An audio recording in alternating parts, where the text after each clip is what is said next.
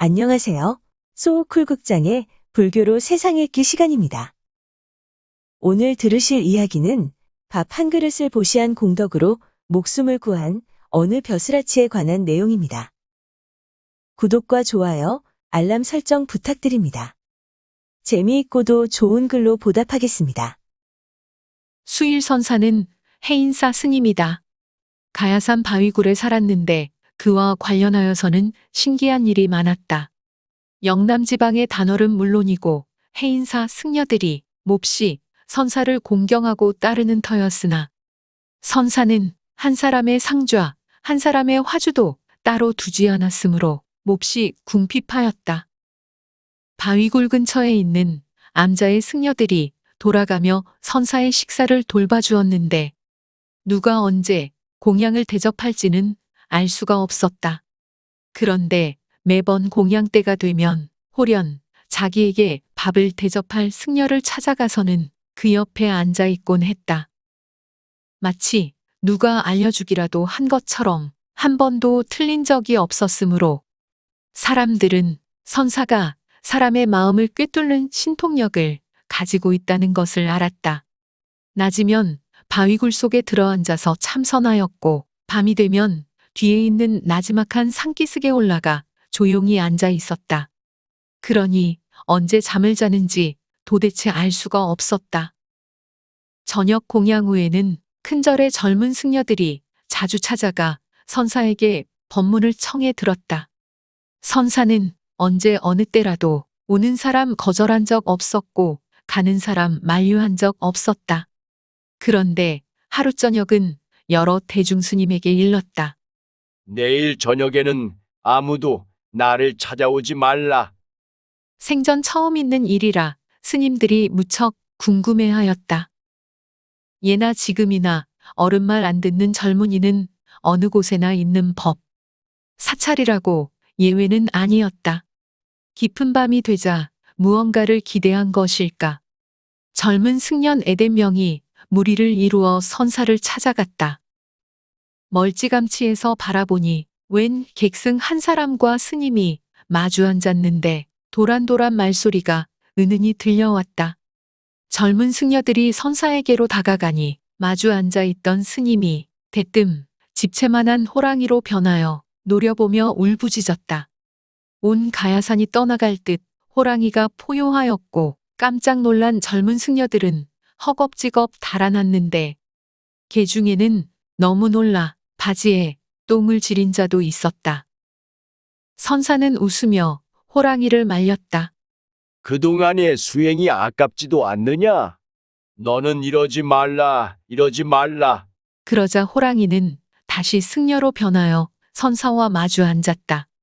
여럿이 또 몰래 가서 엿보니 선사와 앉은 것은 분명 호랑이가 아니라 스님이었다. 승려들은 끝내 영문을 알지 못하였다.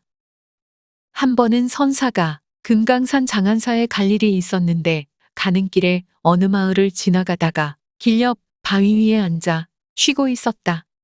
스님을 따라다니면 뭐 밥이라도 안 굶겠는가 싶었던지 언제부터인가 선사를 졸졸 따라다니던 거지아이도 옆에 있었다. 그때 마침 한양 어떤 재상의 외건오비들이 그 마을에 무리지어 살고 있었는데 상전의 명령을 영 시큰둥하게 여겼다. 화가 난 재상은 강원도 병마절도사에게 비밀리에 공문을 보내 강원도 그 고을에 있는 종들과 처자족속들을 모조리 잡아서 한양으로 붙잡아 올리라 하였다. 병마사는 진무벼슬을 살던 무관을 시켜 공문을 가지고 그 고을에 가서 재상의 분부대로 시행하게 하였다. 진무가 그 고을에 도착했을 때는 이미 날이 저물어 고을원은 동원을 나와 잠자리에 든 다음이었다. 관가의 아전들이 진무를 살살 구슬렸다. 원님은 이미 꽃잠에 들었습니다. 내일 새벽에 공문을 전해도 늦지 않을 것입니다. 여럿이 진무를 맞아들여서는 기생들을 불러 춤판을 크게 벌인 다음 술을 잔뜩 먹여 대취하게 했다. 그리고는 진무의 품속을 뒤져 비밀 공문을 꺼낸 다음 훔쳐보았다. 재상의 종들이라고 하는 것들은 그 고을아전들의 친척이 아니면 가까운 이웃들이었다. 드디어 소문이 퍼져 날이 밝기 전에 종들과 처자, 권속들이 모두 주랭랑을 치고 말았다. 이튿날 아침 고을원님이 공문을 받아보고 잡아들이라 하였으나 집에 있을 턱이 없었다. 종들이 모두 도망쳤다고 병마사에게 보고하는 수밖에 없었다.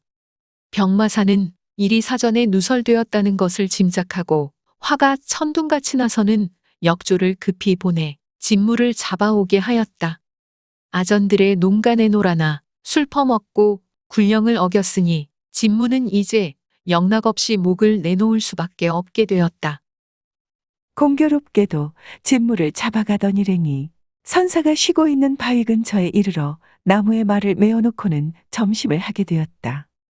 잡아가는 사람이나 잡혀가는 사람이나 서로 속내를 잘하는 사이라. 병사의 지엄한 명령이라 잡아가고는 있지만 어떻게 보면 산천유람 나온 것 같기도 하였다. 마침 그때 선사는 입고 있던 누더기를 벗어서는 이를 털어내고 있었다. 그 모습을 물끄러미 바라보던 거지아이도 누더기를 벗어서는 이를 잡는 대신에 털어내고 있었다. 모른 채 하기가 영 그래서 진무는 자기가 먹으려던 밥 한 사발을 스님께 권하였다. 선사가 그 밥을 받아서는 같이 있던 거지에게 주었고 거지는 사양하지 않고 얼른 받아 먹었다. 그 광경을 보고 있던 진무는 일행에게서 밥 한 그릇을 얻어 스님께 드렸다. 스님 역시 사양하지 않고 얼른 받아 먹었다. 진무는 자기도 모르게 긴 한숨을 내쉬며 중얼거렸다. 저 스님이 만약 부처님이기라도 하면 나를 살려줄 수도 있으련만. 선사가 한숨 짓는 이유를 묻자 진무는 하소연겸해서 그 사이의 이야기를 다 털어놓았다. 선사는 그 이야기를 듣고 잠자코 있다가 한참 만에 물었다. 시주는 어느 때쯤 병마사를 만나 뵈려 하시오. 오늘 안으로 만나봐야 할 것입니다. 오늘은 일진이 길하지 못합니다. 반드시 내일 정오 이후에 들어가 만나 뵙도록 하시오. 진무가 까닭을 물었으나 선사는 다시 대답하지 않았다. 드디어 서로 갈라져서는 각기 제 갈 곳으로 갔다. 진무는 믿져야 본전이다 싶어 그 스님의 말대로 일부러 길을 늘쩍늘쩍 걸었다.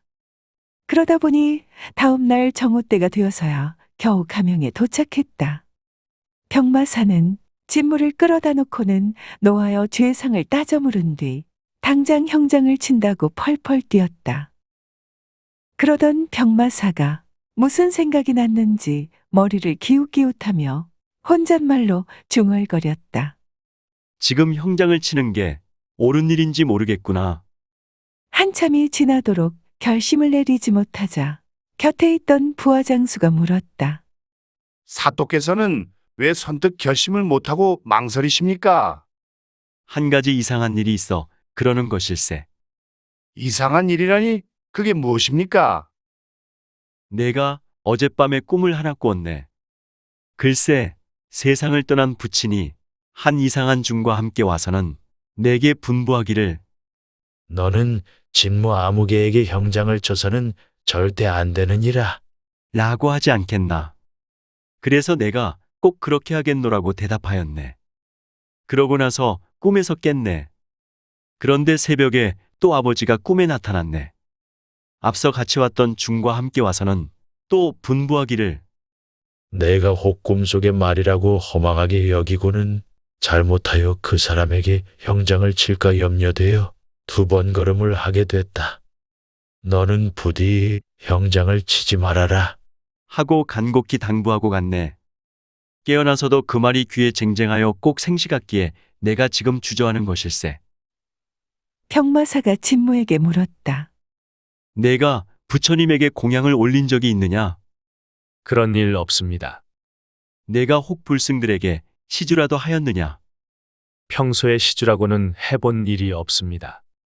그런데 어제 길을 오다가 한 떠돌이 스님을 만났는데 너무 배가 고파 보여서 밥 한 그릇을 준 적은 있습니다. 평마사가 그 승려의 생김새를 물어보니 과연 꿈에 자기 아버지와 함께 왔던 승려가 분명하였다. 평마사는 승려에게 밥을 줄 때 이를 자세히 물었고 진무는 불승과 주고받은 말 그대로를 대답하였다. 평마사는 매우 놀랍고 이상하게 여겨 몇 마디 훈계를 한 다음 마침내 진무를 풀어주었다. 불교 경전을 보면 소선성불이라는 말이 있다. 살아생전에 조그마한 선행이라도 쌓는다면 꼭 불교 신자가 아니더라도 성불할 수 있다는 말이다. 물론 전 재산을 털어 세상 사람들에게 보시하는 등의 일을 하면 마땅히 성불할 수 있을 것이다. 그러나 그렇게 위대하고 거룩한 일이 아니라 배고픈 사람에게 밥 한 그릇만 적선해도 성불할 수 있다는 것이다. 그런데 배고픈 거지아이와 떠돌이 불승 두 사람 모두에게 자기가 먹을 밥을 내준 것은 조그마한 선행의 범주를 훨씬 뛰어넘는 것이다. 그러니 어찌 목숨이 대수일까? 그 공덕에는 더한 보답이 생겨도 마땅했다. 들어주셔서 고맙습니다. 용어 풀어 올리겠습니다. 단월은 시주 혹은 화주라고도 합니다. 절이나 승려에게 물건을 베풀어주는 일 또는 그런 일을 하는 사람을 말합니다. 상자는 원래 스승의 대를 이을 여러 제자 가운데에서 가장 높은 사람입니다. 그러나 요즘은 모든 제자를 상자라고 부르는 경우가 많습니다. 공양은 불법승 삼보나 영가의 음식, 꽃 따위를 바치는 일 또는 그 음식을 말합니다. 혹은 우더른을 모시어 음식이 바지하는 것을 말하기도 합니다. 여기서는 식사의 의미입니다. 대중은 많이 모인 승려 또는 비구, 비구니, 우바세, 우바이의 사부 대중을 통틀어 이르는 말입니다.